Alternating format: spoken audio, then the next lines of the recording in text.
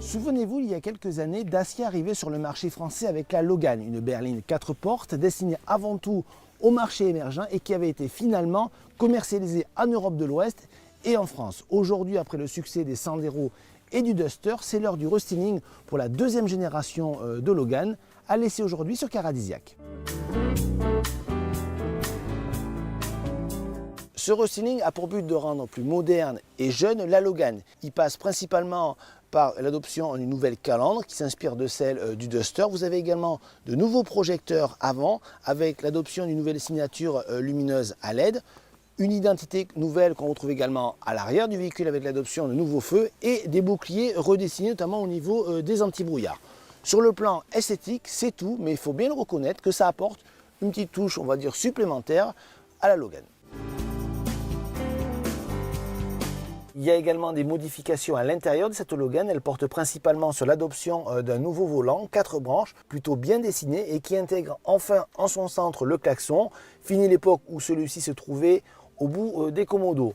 Dans le même sens, les commandes de lève-vide sont enfin sur la portière. Elles abandonnent donc la console centrale. C'est bien plus ergonomique et bien plus agréable à utiliser. Au niveau du look, pas beaucoup de changements. On notera toutefois l'apparition de plaquages inédits sur la console centrale, mais également sur la poignée, ainsi que là également l'adoption de nouveaux aérateurs très proches de ceux de la Kwid. Enfin, en parlant de l'équipement qui progresse sur la finition haute, vous aurez ainsi la caméra de recul de Siri et le petit détail qui fait toute la différence. Regardez.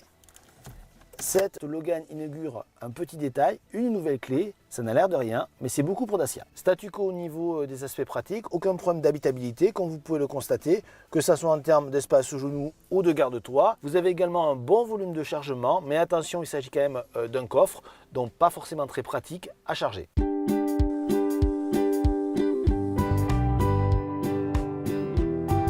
En termes de mécanique, la nouveauté, l'arrivée d'un nouvel entrée de gamme, un SE 75 chevaux en essence, un 3 cylindres qu'on n'a malheureusement pas aujourd'hui à laisser. On doit se contenter d'une valeur sûre, le DCI 90 chevaux qu'on ne présente plus, qui équipe de très nombreux modèles chez Renault mais également chez Dacia.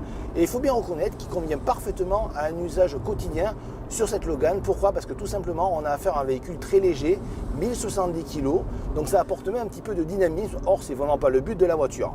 Au final, on a affaire à un moteur qui est plutôt agréable dans toutes les situations et qui se montre relativement économe, 4,9 litres au 100 sur notre essai, ce qui est vraiment très bien.